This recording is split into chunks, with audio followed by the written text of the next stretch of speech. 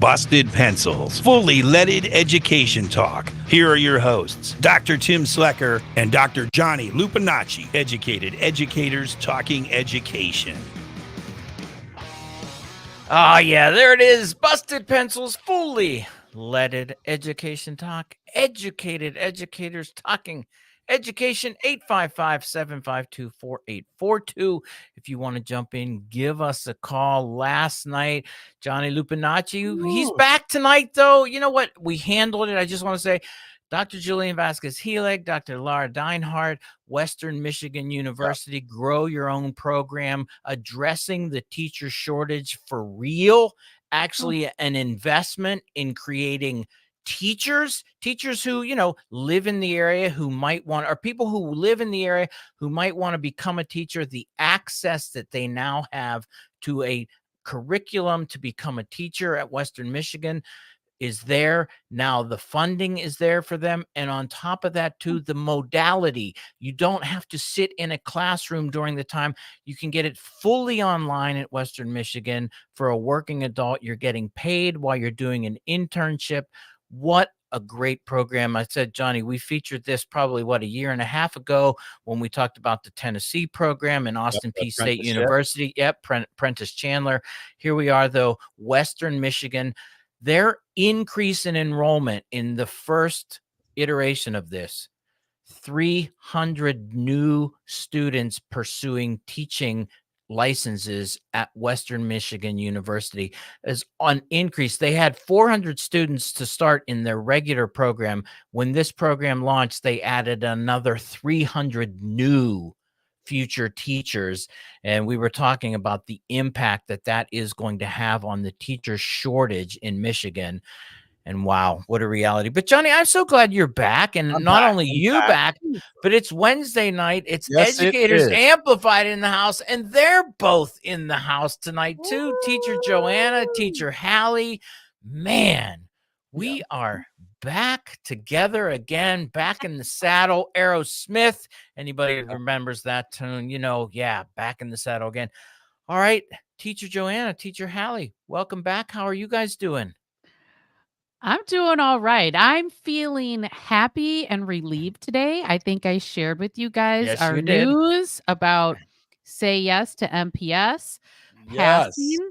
So I am happy and relieved, and yet I have complicated feelings about it. I mean, oh my gosh, I was telling Hallie, like the lead up to an election like that, I was just like in such anxiety, and I really don't have great coping. I'll be like, stay away from the information. No, go into the information.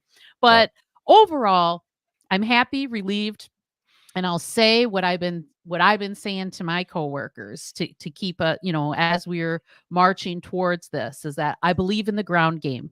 I believe in the ground game. They had the money, we have the people, and I believed in our ground game. Nice. Teacher Hallie, how about you? Wow. She's so good at being inspiring. I'm ebb and flowing because, right, I'm post election day as well. And because I choose to live in a very red area of Wisconsin, nobody I voted for won. So I ebb and flow. As far as some moments, I'm like, oh my gosh, what's going to happen to public education? What's going to happen to our schools? And then the next minute I'm like, oh my gosh, but I love the teachers. My children seem happy. I see children laughing and being okay, so I'm up and down. But I do truly see this creeping, very slow flow of people starting to understand what's going on. It's just, I would love to put a little chutzpah into them. Little juice. Put a little juice in there. So let's just, recap for anybody, listeners joining us too. Hey, in fact, listeners, if you're listening, if you want to talk, give us a call. 855-752-4842 is the number. It is Educators Amplified Wednesday. Teacher Joanna, Teacher Hallie in the house. Yes, yesterday, all across Wisconsin, but in Milwaukee, big win. We were doing this. We had been advocating Say Yes to MPS, Milwaukee Public Schools referendum. it's official at this point, Teacher Joanna, that the referendum has, okay, because I saw early in the morning they were going, well, there's still some absentee ballots out there that they're waiting for. But at this point, MPS can declare a victory. You're talking about mixed feelings. We'll talk a little bit about that also to kind of go like, yeah. The other thing, though, too, for anybody else all through Wisconsin, there were, 89 referendums across the entire state yesterday. Hallie, is that true, or am I off on that number? It could be. I thought it was 91. So okay, I thought it was 91 too, and then I remember somebody correcting me to 89. So you know what? Somewhere there was a lot. Yeah, it's a lot. Around 90. Okay, around 90 would be, and so if you're another person out there, referendum passed, give us a call. We'd love to hear from you. Referendum didn't pass. We'd like to hear from you also. Johnny Lupinacci, though. So what do you think here? Say yes to MPS. Well, I mean, I'm stoked. We've been, talking about the importance of referendums and why they have, why they have to be in place to begin with, and how important they are to getting funds into our public schools and supporting teachers and, helping to bring that change that we're talking about here. It starts with proper funding. I'm trying to look up exactly. I mean, these were close, right? So I'm kind of I'm feeling the inspiration of Joanna. I love it. Teacher Joanna, believe in the ground game. I believe in the ground game, but I also feel the creep Teacher Hallie's talking about, right? Like, it's so present. This was for us, we've talked about, this is a no-brainer. This is a slam dunk. If you care about kids, you care about schools, say yes to MPS. Just enough people said yes to MPS, which is good, but just enough, right? It was close. Yeah, it was. There's a whole lot of conversation for all of us, and most of our callers are on the same page we're on, but for everyone listening out there to be having about, guys, this is a close one. Yeah. And for lots of parts of the state of Wisconsin, I'm looking at here, it was close or it didn't go so well. Yeah. And when it doesn't go well and a referendum doesn't pass, children in schools and communities in general suffer, right? And so we're really voting on that when we do this. And so, I mean, I'm mixed. I'm mixed today about things. And so, hey, we got a text though from Mark. You see that? You see that, Mark? Man, he got my Aerosmith. Loving it though. Made him think about the quote, doing all right, getting good grades, future so bright, gotta wear shades. Yeah. A little bit of classic, right? Teacher Hallie's like, you guys are weird, man. I can see it. I can see it all over her face. People are going, what do you mean you see it? It's radio. How can you see? Hey, if you're on the YouTube, on the Twitter, or on the Facebook, you can see us right now. So jump in there, man. Look at it. I tell you what, it's a sight. I don't know if it's a beautiful sight, or part of it's beautiful, but the other, I don't know. If you're watching it, the top half of this video is a bit disturbing. The bottom half, much better to do. Yeah, Busted Pencils. Yeah, Busted Pencils fully sunshine to the bunch. Yeah, fully leaded education talk. Educated educators talking education. Wednesday educators amplified in the house. Teacher Joanna, Teacher Hallie. The number's 855-752-4842. And yeah, referendums all across Wisconsin. Some passed, some didn't. But the big MPS, Milwaukee Public Schools, yes, they did pass. And Joanna, you were talking about some mixed feelings, though. I mean, we're happy. Explain that a little bit to me. Help me understand. Well, my mixed feelings are that it did pass, as they describe, as narrowly. And so, and when I think back to, well, like I said, I went and did doors. And when I did doors, people were very supportive. But then there's obviously a group of people who aren't, or even, I guess not even just people aren't. I am worried again that they need to hear Johnny's constant lecture on why you have one in the first place, because the questions can be like, well, what do they need the money for? Why? What do they want? So it's like almost like a kid. It can sound like a kid asking for some extravagant present and be like, well, why do they want that? Aren't they happy with the things that they have? And so to me, the question shouldn't be like, what do they want or what are they going to do with it? It needs to be more like, why is this continuing to happen? Why do we consistently hear that schools need money? Why do we consistently hear that students don't have what they need? Why do we consistently hear that people aren't staying in the profession? And so those are some deeper questions that this next round, we've got to get at that, so that's why my feelings are conflicted, because it was close, and because then that opposition is not going away, right? This has been consistent in my life since definitely Act 10 here in Wisconsin, that it has been just a really consistent march toward privatizations. And so I feel like that should be the question. I appreciate it. Again, I was all with it, that it's like, say yes to MPS. But the question really is, do you believe public schools should exist in your community? Man, There it what is. and there it is right there, Johnny. Across the state, this was close everywhere. There's only a couple of referendums on the ballot here that it's, one-sided. And in those places, it was really one-sided no. I know. 2 of those elections. The rest were all very close, like within 5 or 6 percentage points of passing or failing. You look at that though too, and you think about this, and I was thinking, John, you really talked about the mixed feelings there, and explaining that. I was wondering if you were thinking about the reality of going, why do we even need to go to referendum in the first place, right? Yeah, I mean, and we have been talking about that for so long. It's just like, in a way, you can say, why are the property owners, the taxpayers of all of these areas, the ones who have to now kick in the extra money to do this? Well, how did we get to this position? And we've been talking about this time and time again, because of an active defunding of public schools, as you said, Joanna, over since Act 10. But let's be honest, it has been happening and happening way before that. Active defunding of public schools, to the point where it's like, okay, and then the laws are created so that the legislature can say, well, if you want any extra money, you're going to have to go back to the voters to ask their permission. Well, wait a minute. Why aren't we getting the money we're supposed to be getting anyway? That's the question. And I want to put that out there. The number's 855-752-4842. Yeah, we create a scarcity when, hey, guess what? There are billions right now in reserve. What's going on? Busted Pencils, give us a call when we get back. Yep.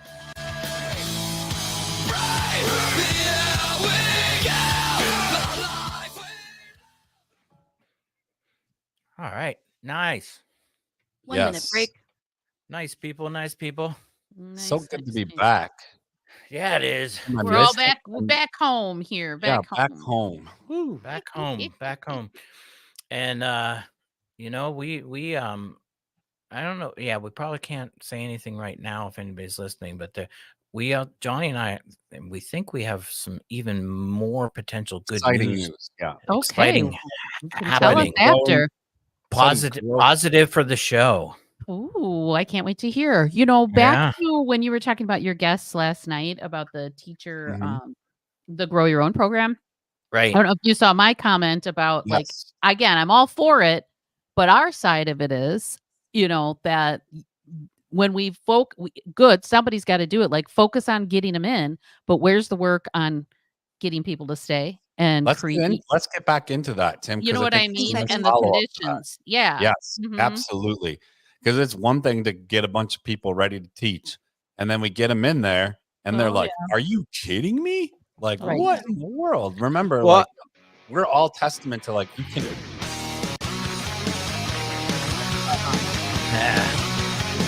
There it is. Johnny Lupinacci's excited coming into this one. Busted Pencils. Educated educators talking education, fully leaded. Yeah, fully leaded education talk. That's what we do here every Monday, Tuesday, Wednesday, Thursday, Friday. Civic Media, Busted Pencils. Wednesdays, though, Educators Amplified in the house. Teacher Joanna, Teacher Hallie. Bringing it, Sharon. We're doing a little reflection or soul searching or commiserating, just celebrating, though, let's be honest, celebrating the fact that it did passed saying yes to MPS did happen. So voters in the Milwaukee area listening, thank you out there for making sure, because as we said, this was not an extra give the teachers a little something more, a little bit. This was for funding for the essentials to keep the lights on. And there we go. Caller, Dr. Joanne is on the line. Joanne, how are you, our friend? I'm sharing in your joy right now, but I just have a suggestion. When there's a big bridge project or a big highway project, very often there's a sign saying this bridge or this highway was built with certain funds.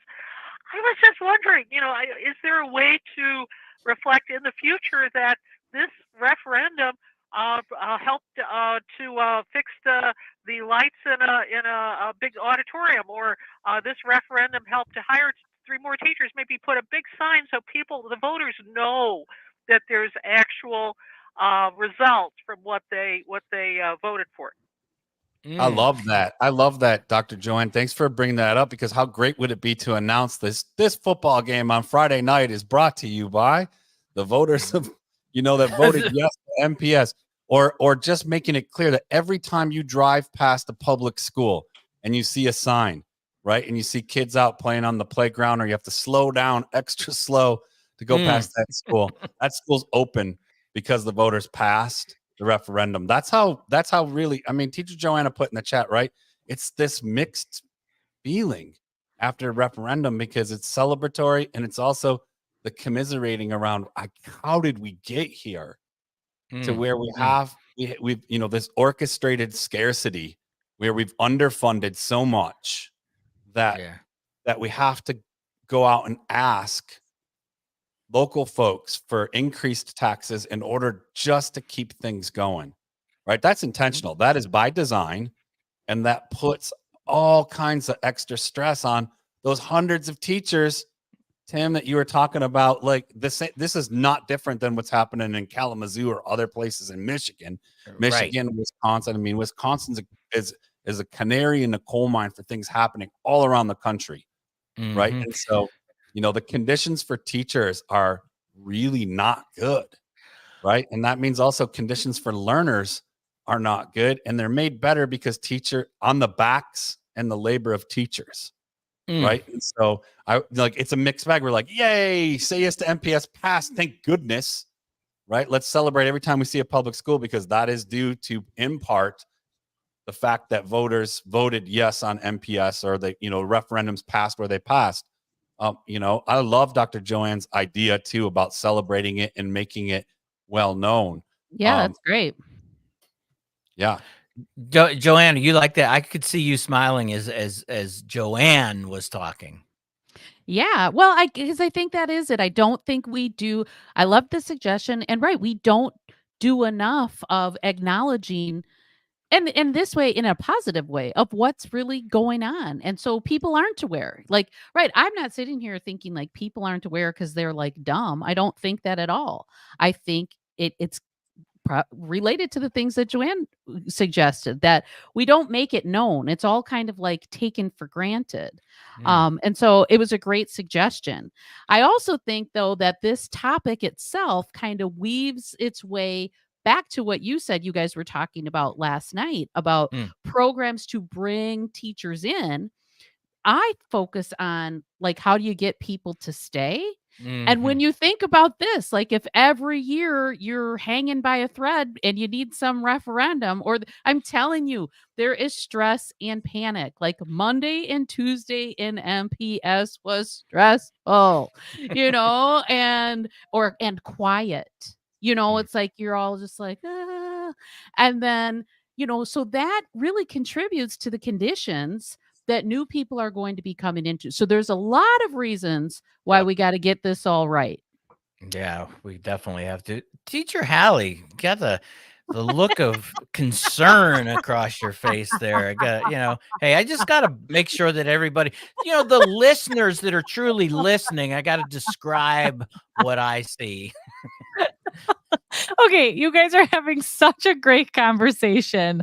Honestly, I have so many thoughts about the whole like how do you retain teachers? Like I totally am down for what like what was it? Western Michigan is doing. And I'm like, I feel like I went through like this really great, teacher prep program in college. And I remember my professor saying, people will not be talking like we're teaching you right now. So you have to go in there and be bold. And I didn't comprehend it at the time, but now I'm like, well, that was, my entire career was defending what my teacher prep was.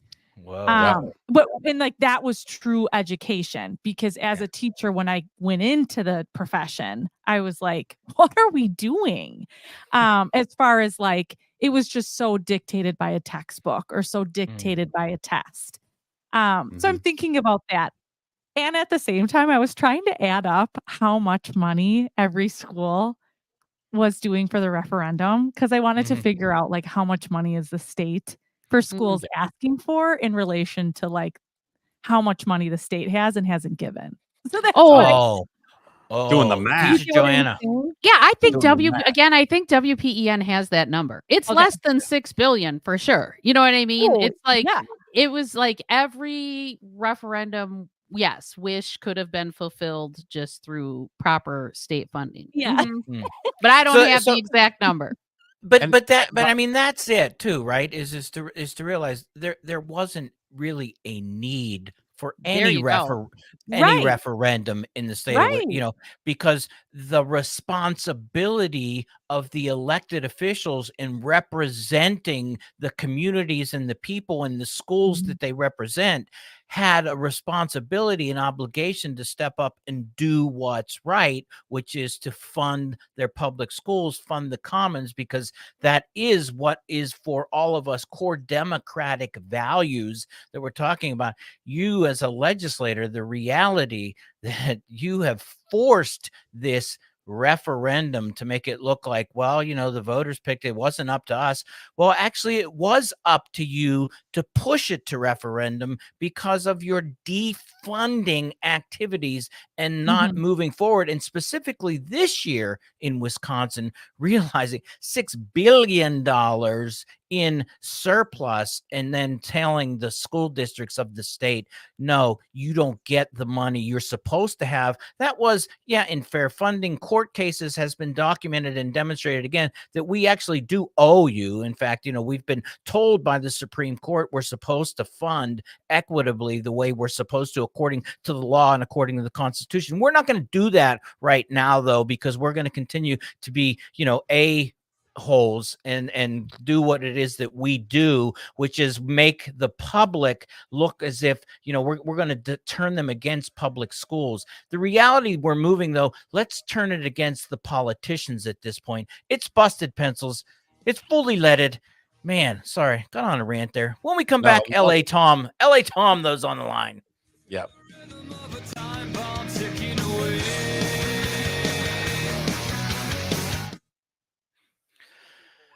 Oh yeah, good stuff. Sometimes. Yeah. So we'll come back with LA Tom. Yeah, the intersection, though, teachers leaving. How do we keep them, Joanna? I think that is one of the, and Jillian started to address this, and I think it is one of the unanswered questions with all of this effort to quote grow your own. How will they just be part of the rotation and be out of the classrooms? And I like the link, though, the way you made this is saying, so as a teacher in MPS, every year, do we have the funding we need? And so that kind of anxiety, how does that then, as a brand new teacher who just feels successful coming out of a grow your own program, they get their first job and realize, I might not even have a job next year because there's not funding available to keep me hired. All kind of stuff. Or I'll be moved to a different school, or I'll have double the class size, or I'll have to add on things that I'm not really certified to. And I've said time and time again that I don't see this, and even the people that are proponents that this doesn't really address the reality of going, why are people leaving the classrooms? Why are people, it might start to address why some people aren't making a decision to go into teaching, but the longevity, now it's an unanswered question to say, does this potentially send a new group of cohorted people that might have the ability to ask for the sustained changes they need to stay in the classroom. I don't know if we know that at all. Well, let's talk more about it when we're on the air, because this was we talked about this a lot in my former union, which was there was just always like this obsession with attraction and literally like no attention to retention. Mhm. And in fact, it was always positioned as, well, you guys have been here a while, you should give up these things so that people who come in can get these things. Mhm. I mean, and wouldn't you say, Hallie? Well, yeah. I mean, and then it like pitted people, whatever. It's the scarcity stuff. And that's what I would see in the US Department of Education stuff too. This massive focus on attraction. Right. And again, I don't know that that's the big, you better figure out how to keep who you have in there right now.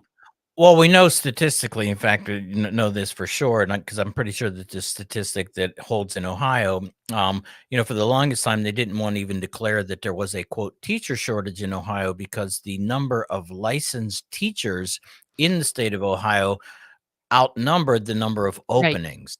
Yep. And so, I mean, just that simple fact alone, it was like, okay, but the reality is that all of those licensed people don't want to teach. Yeah, And I think so, we have something similar here. Or yeah, I don't I know think if you said that and it sticks in my head, but it was that. Like, it's not that we don't have enough people licensed. I'm pretty sure Linda Darling Hammond has created the Mm, ability to say that that statistic holds nationally. Now, mm, some states themselves may be different, but that there are more licensed teachers not teaching than there are openings. okay, So there you go. that's a profound fact. So we'll hit LA Tom right when we get back, and then we'll keep talking. Yeah, sounds good. Mhm. Sounds good. 1 minute out. And I am excited about the news that you shared. Yeah. I really am. You might know something. No, well, it's just I feel I just think there's some things you should know. I don't think it's terrible No. at all, but I just Yeah, I there's know there trust me, I know there's a backstory. there's other seconds. connections to make too, but Yeah. it's Yeah. cool. It's Yeah. good. Good, good, good. 855-752. People that are watching right now, you guys like, man, you guys just keep talking. You're like, yeah, You know, that's what I we do. wonder too about, so now I'm looking at like who said yes, who said no. Like, I don't know if Yeah. it's worth our time at all to talk about like what would have happened if people said no to MPS, and then therefore what happens in these schools where they said no. Yeah.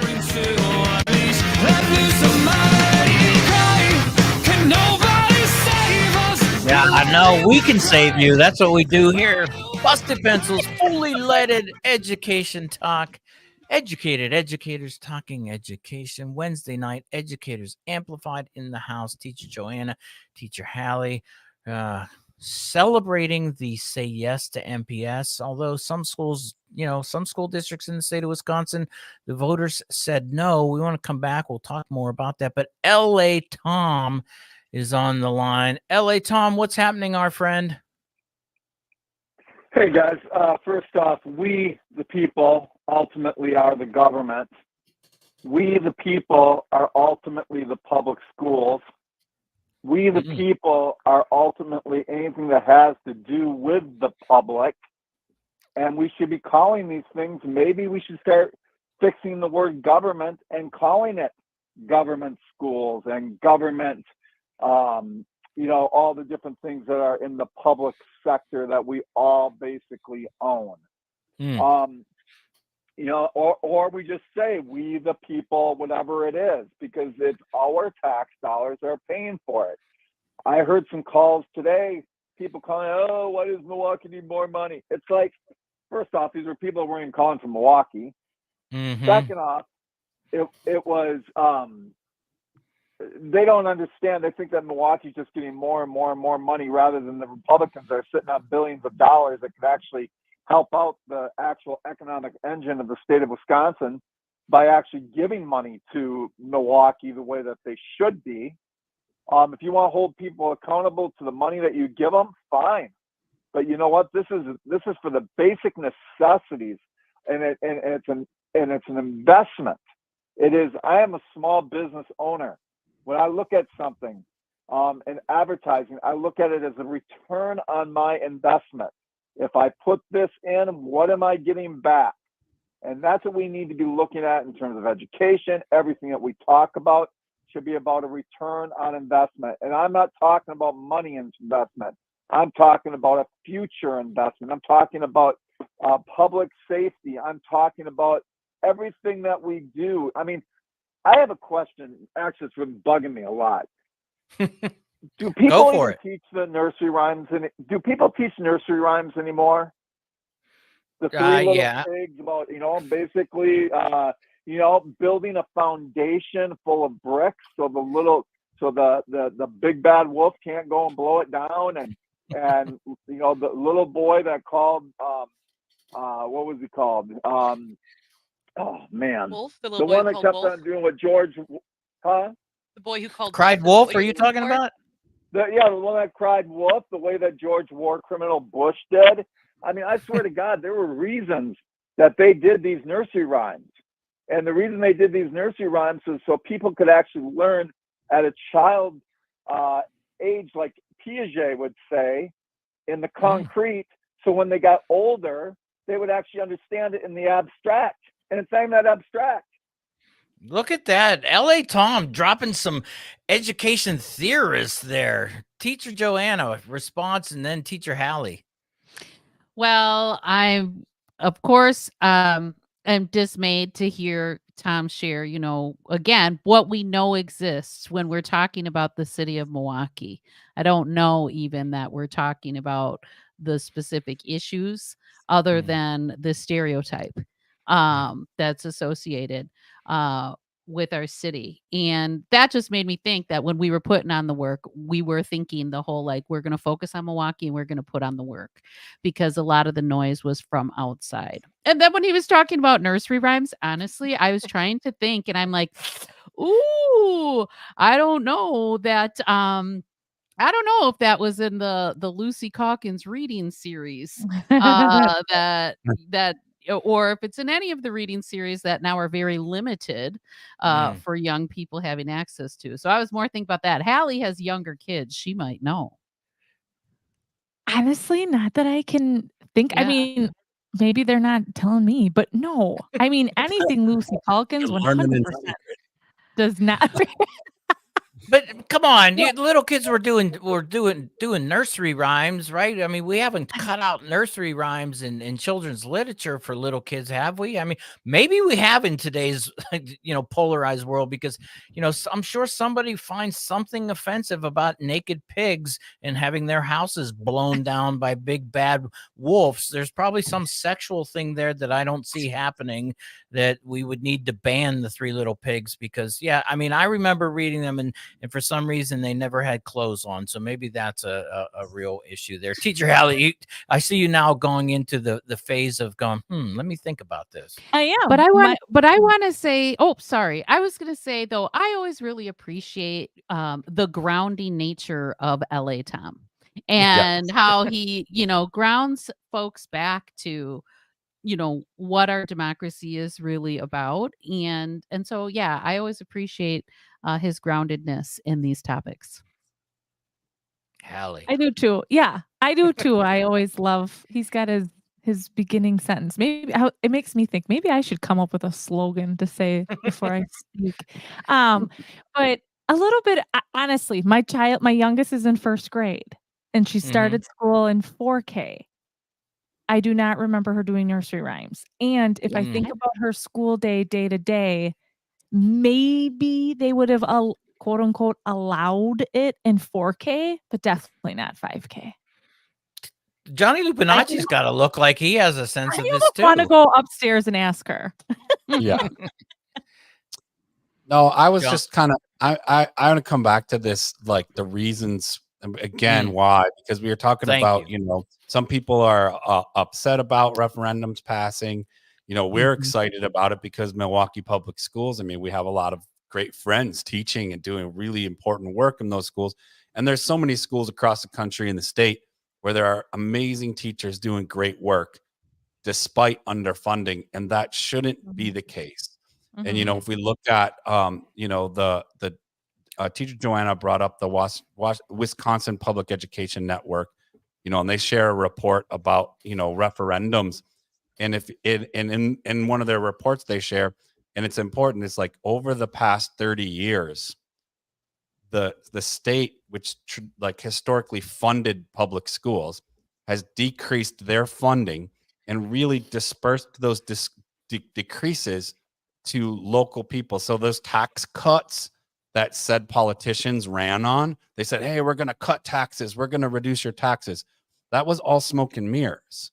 They just put it to local votes. They put each district and county into having to make up those funds somehow, because magically the cost of electricity didn't go down, the cost of feeding children didn't go down, the cost of providing health care to teachers didn't go down, right? The cost, like everything else, increased while the funding of schools went down.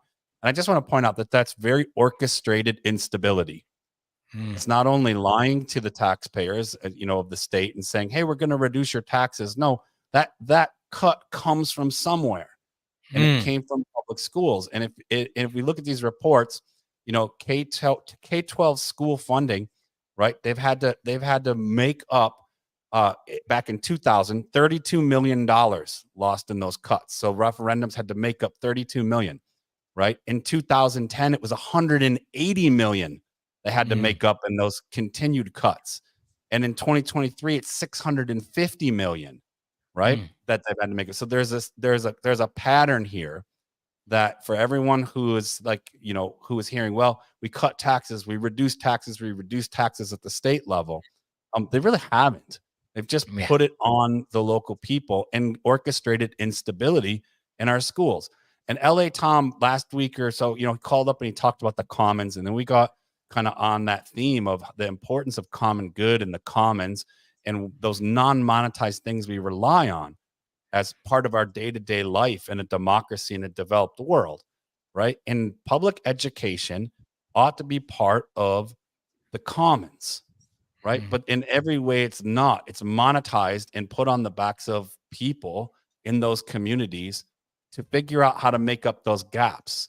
Okay, so instead of just having those state tax dollars go to the state and the state disperses them to the school, they reduce the amount they collect and disperse, and then it puts districts in the position of having to have these referendums in a sense, curated competition locally, where we have to then fight it out and have an election that's stressful for everybody on all sides, right? That we're like living in this sort of anxiety and instability of, are we going to have enough money? Are we going to have enough money? And I think listeners can probably relate, even if you're not in education, your local industry, if you're a local business owner, it's increasingly more common that we're functioning in a state of, I think teacher Joanna and teacher Hallie point this out, is dysregulation. When we are every day having to think about where's the money going to come from in order to operate, right? That is not the commons. That is forced competition. That is orchestrated instability that has health impacts, that has real material loss for our communities. The quality of education can't be as high as we'd like it to be when everybody's stretched really thin. And that stretching isn't by like natural disaster or some natural occurrence. It's in every way, curated. It's orchestrated, and it's under the guise of, we're going to reduce property taxes. Like newsflash, we're just going to have that money have to come from somewhere else. It still has to come from somewhere. A curated catastrophe. I'm hearing that. I think too, what's interesting is like, looking into referendum information is pretty dry. You know what I mean? And like understanding it can feel pretty complex to just like your average taxpayer. And so I think that that's part of it too, that this is all really like confusing, dry information. And so I think people can really either simplify and, like oversimplify and just be like, do you want your taxes to go up or not? Instead of getting into this like the bigger picture. And as I'm really looking into all these referendum, it's reiterating what you're saying, Johnny, of like, right, the haves are asking for like updates to their brand new buildings. The have-nots are asking for like physical education, art, and music to still exist. Like that's what's really wild to me, even about these referendums. And that's why I think like when people will be like, what is this referendum for? Especially for MPS, so that public education can exist.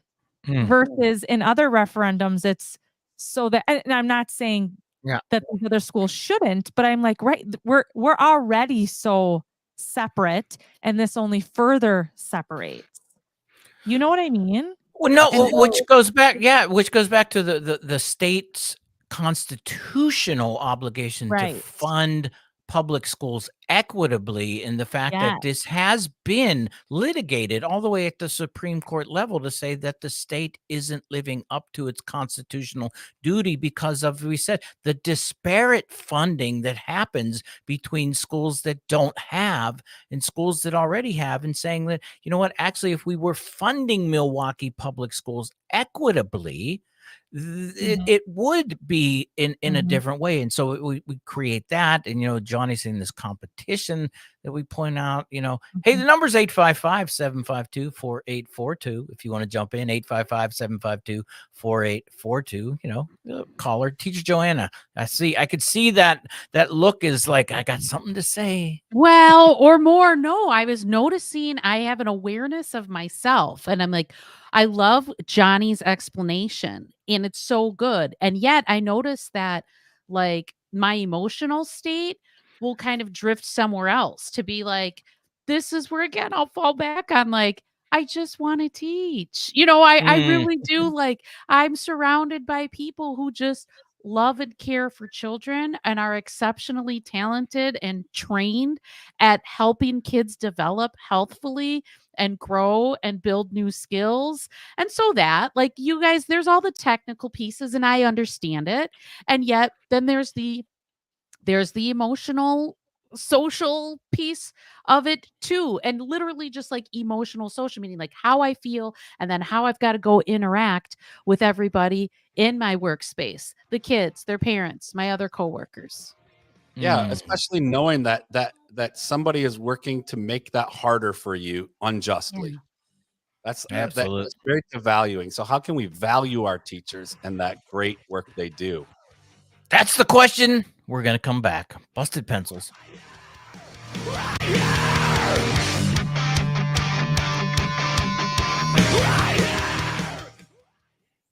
Nice. So, Anya, should I not even ask you to clarify? I'll text you guys the video of what I recorded of what I was called. Yeah. Yes. Oh my God. One of two multi-minute calls that were full chest screaming at. Well, you'll see. Yeah. The blame for it passing. The blame for it passing. I am not surprised at all. Was it anger because it passed?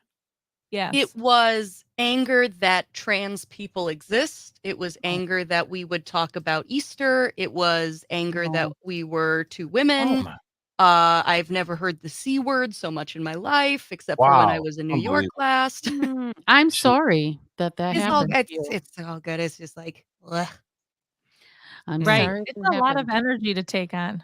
Mm-hmm. Oh yeah. He got a lot off his chest. I know, but you can feel it. It's icky. Is it election season by either of you right now? Yes. Okay. Not contentious like that was for you guys. Yeah. School's not out yet. Not It's quite. Busted Pencils, almost, but fully leaded education talk. Educated educators talking education. 855-752-4842. It's Educators Amplified Wednesday. They're in the house. Teacher Joanna, Teacher Hallie say yes to MPS. It went through. It happened. Yes, the voters said yes to MPS. And man, we have been having a rich conversation just on all of the things that this has brought up. Lots of different angles and ways to look at this, but kind of thinking about this, I was thinking about what you said, Joanna, about, hearing Johnny kind of really go into the depths of understanding this, and you kind of as a teacher and the realization of saying, man, just let me teach. It reminds me, when I was doing some work on asking, and this goes back to the shortage and the quote exodus. The reality is that we don't have a teacher shortage; we have a teacher exodus.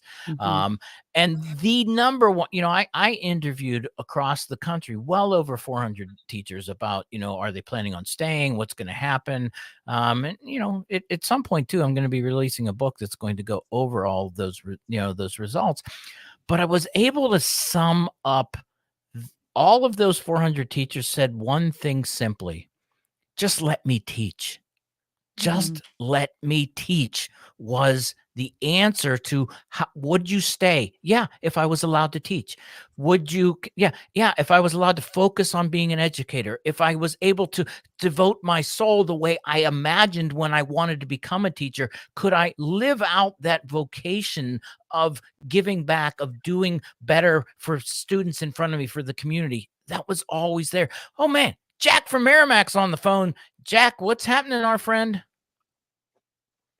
Well, first thing is, I 100% agree. Just let me teach. Although I'm retired, I've been retired for about a decade, but I saw this coming. And when I did retire, about the same time Act 10 came in. Gee, what a coincidence! I noticed that a lot of things kept on happening. The public schools it's demanded that they teach to tests, that they have so many days a year of testing, sometimes both semesters, that we had our students out of our classes testing. Of course, every study I've seen shows that more classroom time equals more learning.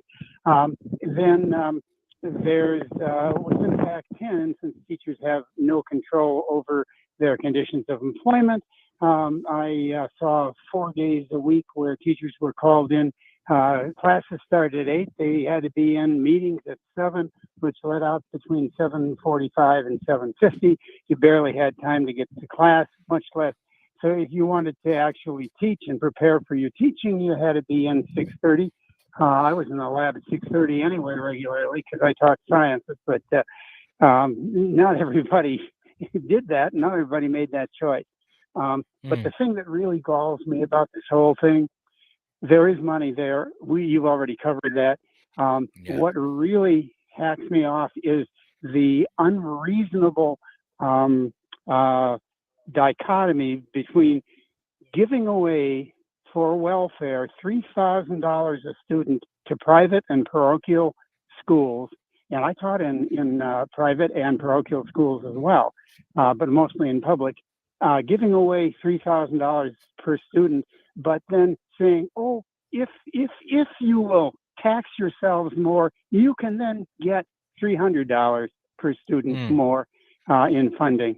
That to me is just an ultimate outrage. Somebody really should take that to court and point out that you talk about unequal. I mean, equal, what was it? Equal but separate is inherently unequal. And boy, it sure is in this case. It absolutely is, Jack. Man, I tell you right there, dropping it's like the reality of where we should be thinking about this. And again, I'll refer to Teacher Joanna because I can see her and I can see that look. Well, it's always great when you have a fellow educator to relate with. So I appreciate Jack from Merrimack calling in and sharing that. And that just twisted my mind back to, again, where we've been weaving in and out of this conversation about he described conditions for teachers, right? And this idea of, having to be there early and your time, and you're not compensated for that, and that you really don't have time to adequately prepare. And it's part of that orchestrated chaos, honestly. I think that Johnny talks about. That's a whole nother part of it, of like how what the job has become.